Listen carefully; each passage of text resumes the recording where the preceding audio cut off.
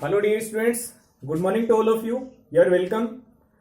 आज हम डिस्कस करेंगे आपके एक्सरसाइज 3.3 में आगे वाले क्वेश्चंस, जिसमें आपका क्वेश्चन नंबर 6 ये देखो, two adjacent angles of a parallelogram are of equal measure, then find all the angles of it. एक ऐसा पैरेललोग्राम है जिसके दो एडजेसेंट एंगल इक्वल हैं, तो आपसे सारे एंगल्स की वैल्यू पूछी है कि सारे एंगल्स की वैल्यू कितनी कितनी होगी। तो देखो, ये आपके पास में सपोज इस टाइप का पैरेललोग्राम है, तो इसके कोई से भी दो एडजेसेंट एंगल इक्वल बताए गए हैं।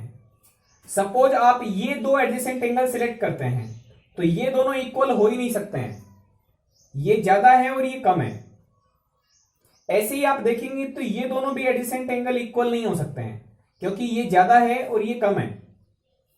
तो यदि एडजेसेंट एंगल इक्वल हैं, तो इसका मतलब ये हुआ कुछ इस टाइप से फिगर बनेगा,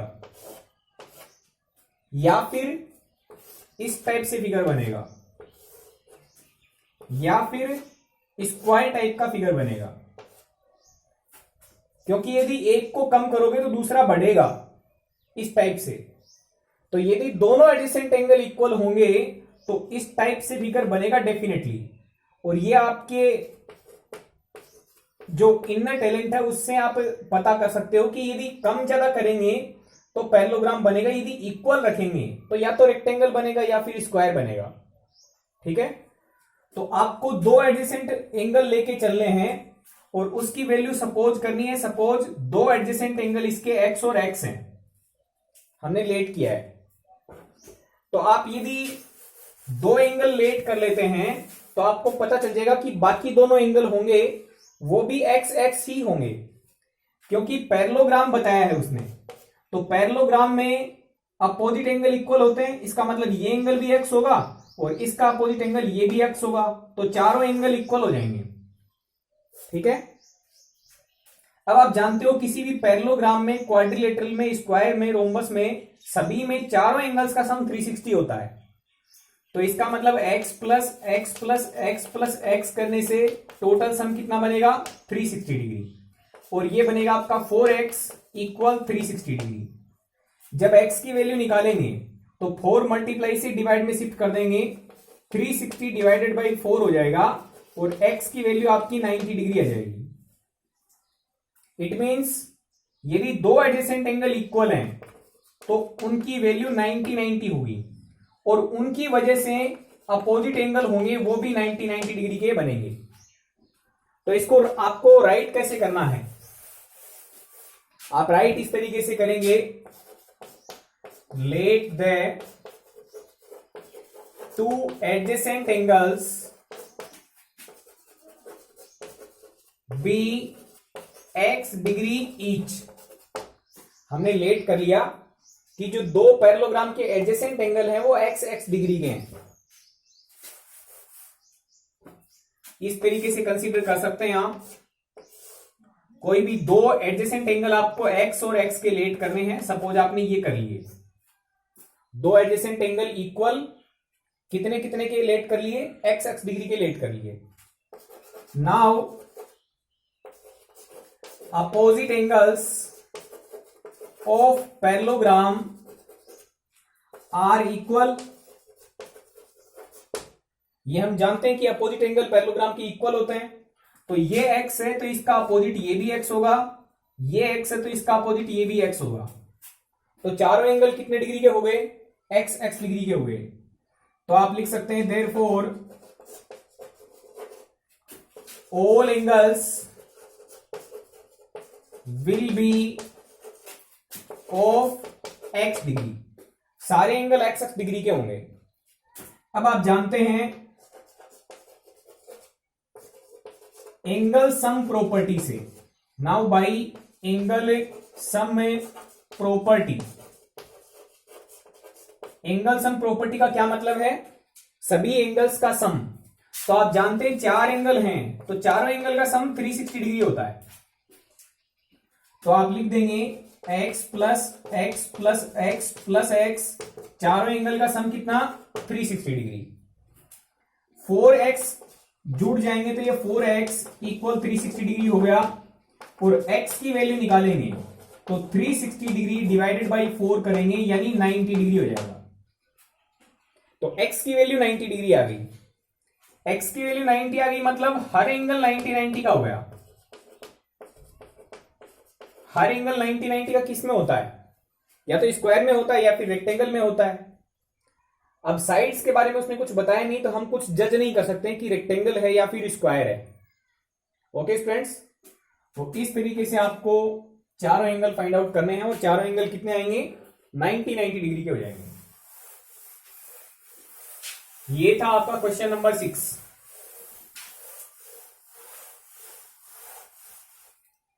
क्वेश्चन नंबर 7 पे मूव करते हैं। 7 में आपको एक होप नाम का पैरेललोग्राम दिया हुआ है। होप है वो एक पैरेललोग्राम है, और आपको वैल्यू फाइंड आउट करनी है एक्स वाई जेड की। अब पैरेललोग्राम इस टाइप से देखिएगा,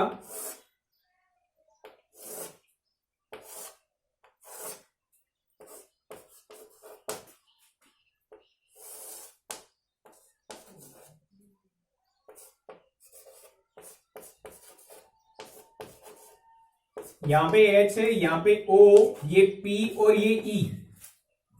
इस टाइप से होप नाम का एक पैरेललोग्राम आपको दिया हुआ है। इसमें unknown angles X Y Z की वैल्यू फाइंड आउट करनी है।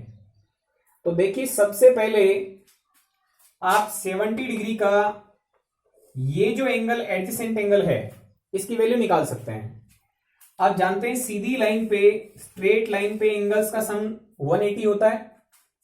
तो ये पार्ट 70 है, तो इसके नेक्स्ट पार्ट होगा वो 110 डिग्री होगा, क्योंकि इन दोनों पार्ट्स का सम करोगे तो टोटल कितना हो गया, 180 डिग्री। तो इसका मतलब ये एडजेसेंट एंगल वैल्यू देगा 110 की। तो आप सबसे पहले इसके सॉल्यूशन में क्या करेंगे, हम लिख सकते हैं according to figure angle H O P plus angle 70 degree is equal to 180 degree. ये दोनों हैं, इन दोनों का सम कितना बनेगा, 180 डिग्री बनेगा, because of they are a linear pair. एक लाइन पे दो एंगल्स का पेयर बनता है, इसलिए उसको लीनियर पेयर बोलते हैं। तो ये लीनियर पेयर बन गया। यहां से आप एंगल एच ओ पी की वैल्यू निकाल सकते हैं। 180 डिग्री में से माइनस कर देंगे 70, तो एंगल एच ओ पी की वैल्यू आ जाएगी 110 डिग्री। ओके, अब आप जानते हैं ये पैरेललोग्राम है, तो पैरेललोग्राम में अपोजिट एंगल इक्वल होते हैं, तो x जितना है उतना ही ये होगा, यानी 110 डिग्री वैल्यू यदि यहां पर है तो इसके अपोजिट एंगल की वैल्यू भी 110 होगी। तो आप लिख सकते हैं x will be equal to 110 degree because opposite angles of parallelogram are equal. Parallelogram के अपोजिट एंगल इक्वल होते हैं, तो x की वैल्यू कितनी आएगी, 110 डिग्री आ जाएगी। हमने x की वैल्यू निकाल ली। अब आप देखें z की वैल्यू निकाल सकते हैं क्या, z की वैल्यू पहले आपको पता चल सकती है क्या, ध्यान से देखिएगा। यदि मैं इस एंगल की बात करूं तो ये एंगल और ये एंगल, ये दोनों एडजेसेंट एंगल है पैरेललोग्राम में।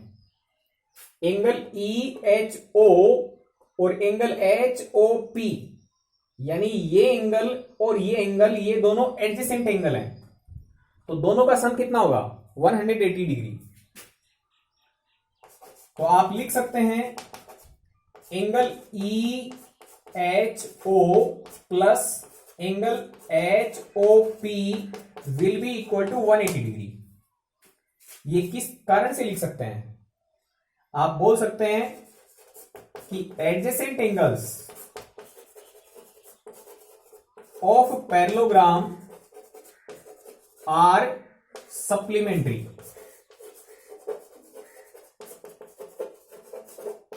पैरेललोग्राम में जो एडजेसेंट एंगल होते हैं वो सप्लीमेंट्री होते हैं, उनका सम होता है वो 180 डिग्री होता है। अब EHO की वैल्यू ध्यान से देखें, EHO मतलब इस पूरे एंगल की वैल्यू कितनी होगी? 40 तो ये पार्ट है, जेड ये पार्ट है, इसका मतलब ये पूरा एंगल है वो आपका 40 प्लस जेड है।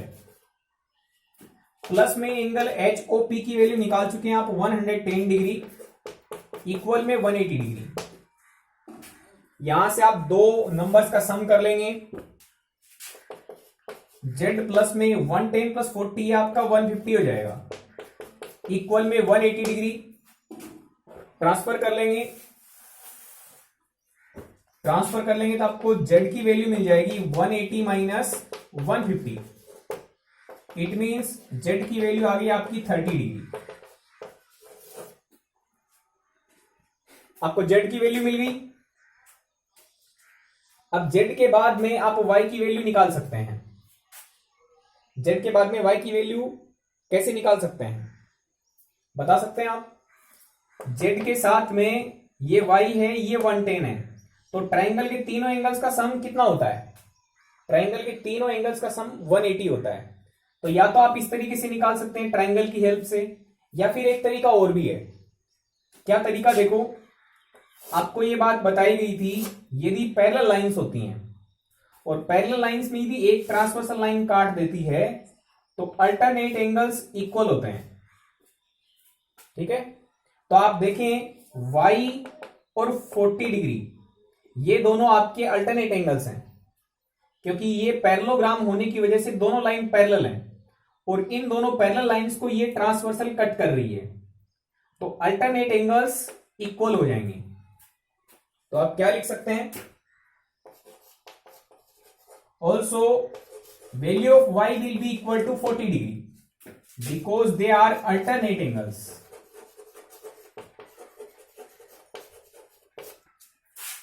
ये आपका फोर्थ इक्वेशन हो गया। तो आप इस तरीके से तीनों एंगल्स की वैल्यू निकाल सकते हैं। x की वैल्यू आपकी 110 आ रही है, z की वैल्यू आपकी 30 डिग्री आ रही है और y की वैल्यू आपकी 40 डिग्री आ रही है। तीनों अननोन एंगल्स आपने निकाल लिए हैं।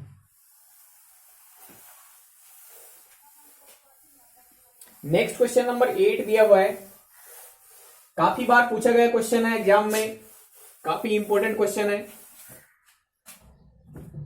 आपको यह बताया गया है क्वेश्चन नंबर 8 में दो पार्ट हैं, दोनों ही पैरेललोग्राम है।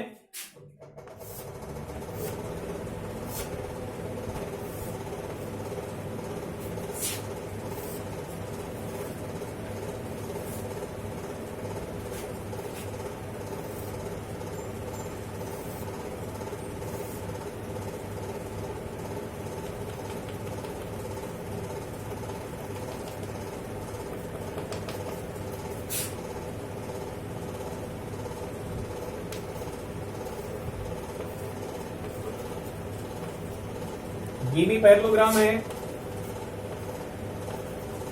ये भी एक पैरेललोग्राम है। फर्स्ट वाले में यहां पर लिखा है 3y माइनस 1, यहां पे लिखा है 26, यहां पे लिखा 3x और यहां पर लिखा 18। जो सेकंड वाला पार्ट है इसके अंदर यहां पे लिखा है 20, यहां पे लिखा है y प्लस 7, यहां पे 16 लिखा हुआ है और इस साइड में लिखा हुआ है x प्लस वाई। ध्यान से देखिए फर्स्ट वाले फिगर को, आपसे इसमें जो अननोन है उनकी वैल्यू पूछी है। तो देखो इस पैरेललोग्राम में भी y की वैल्यू आपको मालूम नहीं है, x की वैल्यू मालूम नहीं है, तो आपको x y की वैल्यू फाइंड आउट करनी है। इसमें भी x और y की वैल्यू फाइंड आउट करनी है।